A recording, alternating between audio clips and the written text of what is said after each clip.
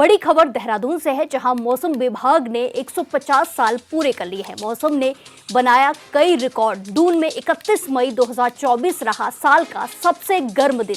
34.2 degree Celsius रहा तापमान। ये बड़ी खबर आपको बता रहे हैं, जहां मौसम विज्ञान विभाग के 150 साल पूरे हो चुके हैं। मौसम ने बनाए कई रिकॉर्ड। इन सालों में मौसम ने कई सारे रिकॉर्ड बनाए हैं। दून में 31 मई 2024 रहा साल का सबसे गर्म दिन। 34.2 डिग्री सेल्सियस रहा था तापमान। ये बड़ी खबर आपको बता रहे हैं, जहां मौसम विज्ञान विभाग के 150 साल पूरे हो चुके हैं। ये बड़ी खबर देहरादून से है, जहां मौसम विज्ञान विभाग के 150 साल पूरे हो चुके हैं। मौसम ने कई सारे रिकॉर्ड बनाए हैं। इस दौरान दून में 31 मई 2024 रहा था सबसे गर्म दिन। 34.2 डिग्री सेल्सियस तापमान रहा था। ये बड़ी खबर आपको देहरादून से बता रहे हैं, जहां मौसम विज्ञान विभाग ने 150 साल अपने पूरे कर लिए हैं। मौसम ने इस दौरान कई सारे बड़े बड़े रिकॉर्ड बनाए हैं और 31 मई 2024 साल का सबसे गर्म दिन रहा।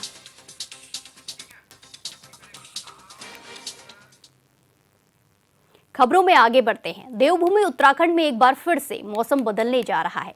वहीं मौसम विभाग ने शनिवार से प्रदेश भर के ज्यादातर जिलों में बारिश और बर्फबारी का पूर्वानुमान जारी किया है। मौसम विभाग के केंद्र के निदेशक डॉक्टर विक्रम सिंह ने बताया कि प्रदेश में 18 से 22 जनवरी तक बारिश और बर्फबारी की संभावना है। उन्होंने बताया कि प्रदेश में पश्चिमी विक्षोभ के सक्रिय होने के चलते मौसम में बदलाव देखने को मिलेगा, जिससे मैदानी इलाकों में हल्की बारिश जबकि 2500 मीटर से ज्यादा ऊंचाई वाले क्षेत्रों में बर्फबारी देखने को मिलेगी।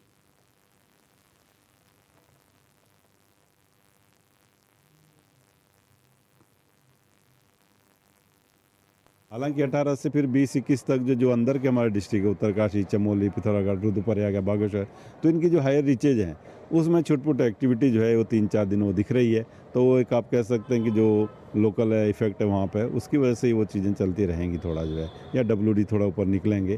तो ऐसा जो है उनका इम्पैक्ट बहुत ज़्यादा यहाँ नहीं मिल रहा है, पर छुटपुट एक्टिविटी जो है 18 से 21 तक भी जो है, 22 तक भी जो है वो दिख रही है कि अंदर के डिस्ट्रिक्ट।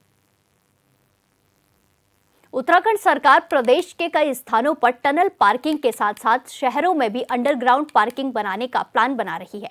शहरी विकास मंत्री प्रेमचंद अग्रवाल ने कहा कि प्रदेश में पर्यटन के लिहाज से करोड़ों यात्री आते हैं, इसीलिए सरकार का सबसे ज्यादा फोकस पार्किंग पर है, क्योंकि ट्रैफिक से लोगों को दिक्कतों का सामना करना पड़ता है।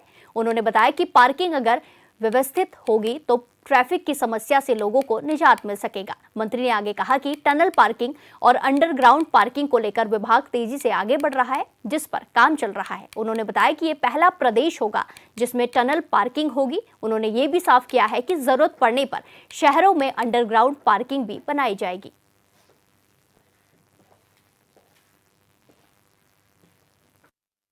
नहीं, जिस प्रकार से माननीय धामी जी की सरकार ने ये दूसरा कार्यकाल प्रारंभ किया, तब से लगातार पार्किंग के लिए तो हम बहुत विशेष फोकस कर रहे हैं, क्योंकि हमारे यहाँ चारधाम यात्रा, अन्य पर्यटन गतिविधि या सामान्य लोगों को निश्चित रूप से ट्रैफिक से दिक्कत रहती है।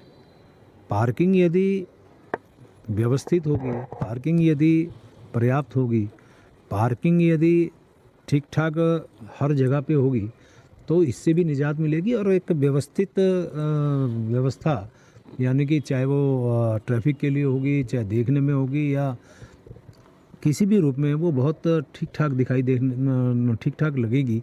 तो हमने बहुत सारी पार्किंग इस बीच में, चूँकि मेरा ही विभाग है आवास, उसमें हमने खबरों में आगे बढ़ते हैं। निकाय चुनाव के बीच उत्तराखंड में मलिन बस्तियां इन दिनों एक बार फिर राजनीति का केंद्र बनती नजर आ रही है।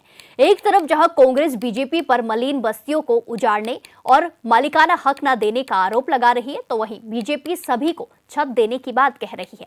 वहीं बीजेपी के प्रदेश महामंत्री आदित्य कोठारी ने कांग्रेस के आरोपों को जवाब देते हुए कहा कि कांग्रेस हमेशा भ्रामक सूचना फैलाती रही है। जब तक बस्तियां में रह रहे लोगों के लिए कोई समुचित व्यवस्था नहीं की जाती, तब तक उन्हें छेड़ा नहीं जाएगा। उन्होंने बताया कि सभी को केंद्र और राज्य सरकार की तरफ से छत दी जाएगी और किसी को भी बेघर नहीं किया जाएगा। देखिए, इस प्रकार की भ्रांतियां हमारे विपक्षी दल कांग्रेस के द्वारा निरंतर फैलाई जाती रही है। केदारनाथ विधानसभा में भी कांग्रेस के द्वारा कई तरह के भ्रामक प्रचार किए गए। मलिन बस्तियों में जो भी लोग निवास कर रहे हैं, सरकार उनके सुनियोजित पुनर्वास की व्यवस्था होने के बाद ही उनको हटाने की बात करेगी, क्योंकि वो लोग भी हमारे ही हैं।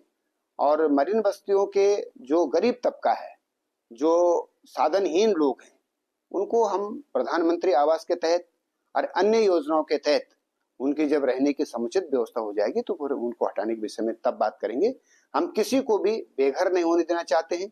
हम किसी को भी जो है किसी भी, चाहे कोई अतिक्रमण हो या अन्य चीज हो, उसके नाम पर किसी को डिस्टर्ब नहीं करना चाहते हैं।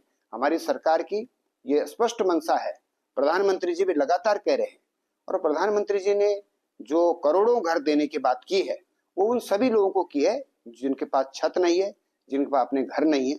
इसलिए इस प्रकार की भ्रांतियां जो फैलाई जा रही है प्रदेश के अंदर, ये बिल्कुल तथ्यहीन है और मैं इसकी घोर निंदा करता हूं। हमारी सरकार सभी के लिए